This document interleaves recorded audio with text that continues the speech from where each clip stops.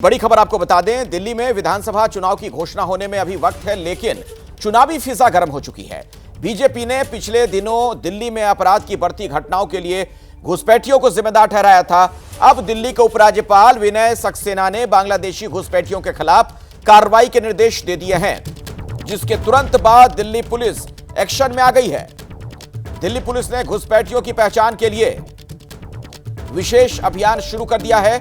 आपको बता दें, अभी का बड़ा अपडेट, दिल्ली के कालिंदी कुंज इलाके में पुलिस ने यह स्पेशल ड्राइव शुरू कर दी है। ये देखिए तस्वीरें, यहां झोपड़ियों में रह रहे लोगों के आधार कार्ड और दस्तावेज चेक किए जा रहे हैं, लोगों से पूछताछ की जा रही है। तो दिल्ली के एलजी ने आदेश दिया था, इससे संबंधित पुलिस कमिश्नर को यह चिट्ठी भेजी गई थी कि इस बारे में जांच पड़ताल होनी चाहिए, और पुलिस अब एक्शन में आ चुकी है।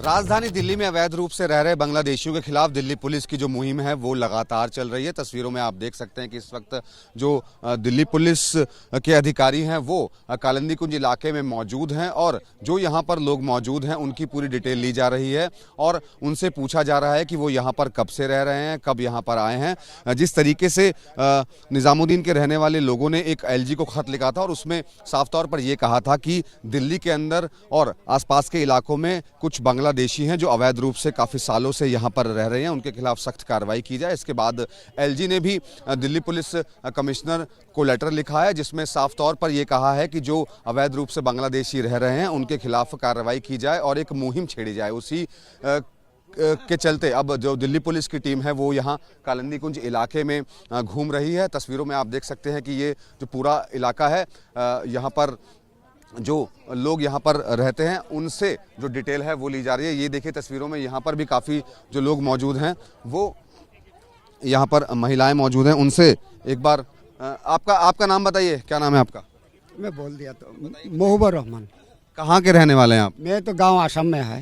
आसाम से रहने वाले हैं? रहने वाला है। तो यहाँ दिल्ली में कब से रह रहे हैं आप? तो 11 साल तक रहता है।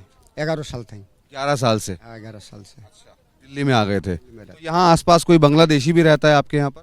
सर मैं तो जानकारी नहीं है, मैं क्या कि जो मैं सुबह उठेगा, कबड्डी चुन के जाएगा, शाम को आराम, खाना पीने का, रात में सो जाएगा। कहाँ पे केयर होता है, क्या पे नहीं होता है, तो मेरा तो पता नहीं ना, जानकारी नहीं है। आप सब लोग जो कबाड़ी का काम करते हैं यहाँ पर, लेकिन कोई बांग्लादेशी नहीं रहता है यहाँ पर? सर यहाँ पे कोई बांग्लादेशी नहीं है, सब देखते रहता है, आसाम के लोग हैं सारा। एक बार जो रहता है सब आसाम के, खादर भी झुग्गिया है, आसाम के है। कहाँ रहता है, कहाँ रहते हैं, मेरा जानकारी नहीं। जो दिल्ली पुलिस की टीम है वो अलग अलग इलाकों में जा रही है। अलग अलग इलाकों में जाने के बाद जो भी इस तरीके के लोग संदिग्ध नजर आ रहे हैं उनसे बाकायदा उनकी डिटेल पूछी जा रही है, उनके बाकायदा आधार कार्ड चेक किए जा रहे हैं, उनसे पूछा जा रहा है कि वो दिल्ली में कब से रह रहे हैं। कैमरामैन मनोज अधिकारी के साथ मनोज वर्मा, एबीपी न्यूज दिल्ली। मनोज वर्मा की रिपोर्ट आपने देखी, और इस वक्त मनोज वर्मा हमारे साथ जुड़े हुए हैं, सीधे उन्हीं के पास में आपको लिए चलता हूं। दीपक रावत भी हमारे साथ मौजूद हैं, उनके पास भी हम जाएंगे, लेकिन पहले मनोज, दिल्ली पुलिस पूरी तरीके से एक्शन में आ गई है। आप भी वहां पर पहुंचे थे, वहां की तस्वीरें आपने दिखाई है, क्या कुछ और पता चल रहा है?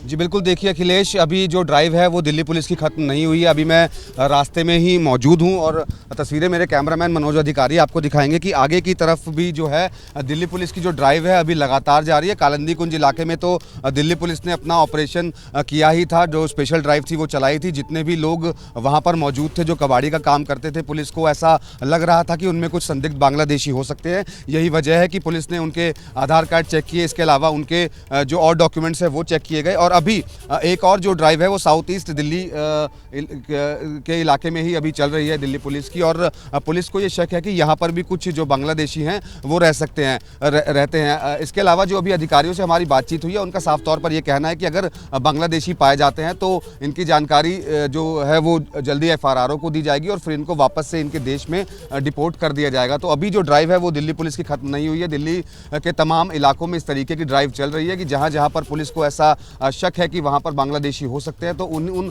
इलाकों में जो दिल्ली पुलिस की टीमें हैं वहाँ पर पहुँची हुई हैं, और लगातार जो दिल्ली पुलिस की स्पेशल ड्राइव है बांग्लादेशियों के खिलाफ वो चल रही है। जी ठीक है मनोज, मैं आगे भी आपके पास लौटूंगा, बातचीत करेंगे, लेकिन अब दीपक रावत के पास चलते हैं। दीपक, इस पूरे मामले का दरअसल एक राजनीतिक पहलू भी है। इसमें हमने देखा था कैसे राजनीति हो रही थी। आम आदमी पार्टी बीजेपी पर यह कहकर हमलावर थी कि भाई सारी एजेंसी आपके पास है, कार्रवाई कीजिए, सिर्फ मुद्दा क्यों बनाते हैं। तो क्या उस लिहाज से यह एक मैसेज देने का प्रयास है बीजेपी की तरफ से? हालांकि कार्रवाई पुलिस कर रही है, लेकिन एक मैसेज तो यही जाएगा कि यहां देखिए अब एक्शन में है पुलिस।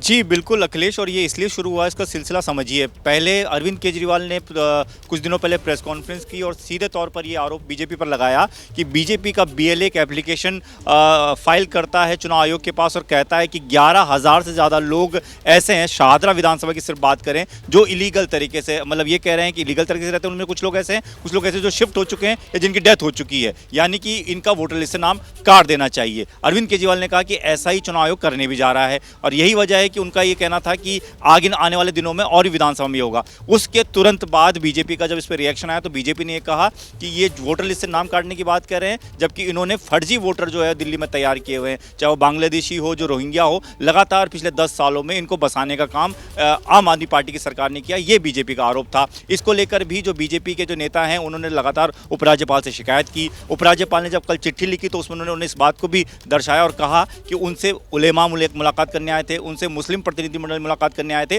और इन तमाम लोगों की शिकायत के आधार पर उन्होंने ये कहा है चीफ सेक्रेटरी को और पुलिस कमिश्नर को कि आप क्यों नहीं एक टीम गठित कर लेते और इन टीमों के आधार पर आप जल्द से जल्द एक्शन लीजिए, क्योंकि चुनाव का टाइम नज़दीक है, 2 महीने से कम का वक्त बचा हुआ है। हालांकि एलजी ने कहा है कि आप 2 महीने के अंदर स्पेशल ड्राइव चलाइए, जो आज से शुरू भी हो गई है। देखिए कल ही चिट्ठी लिखी थी और आज से शुरू हो गया है, तो कहीं ना कहीं बीजेपी को भी शिकायत का मौका मिल गया था कि जिस तरीके से अरविंद केजरीवाल ने पहले पहल की कि ये कहा कि वोटर लिस्ट से उनके जो वोटर हैं, खासतौर पर उनके समर्थक हैं, उनको काटने का काम किया जा रहा है। तो ऐसे में बीजेपी ये कह रही है कि फर्जी तरीके से अपने वोटर बनाने का काम किया आम आदमी पार्टी ने। दोनों एक दूसरे के खिलाफ इस तरह की बयानबाजी करते हुए नजर आ रहे हैं। शुक्रिया दीपक, जानकारी के लिए आपका।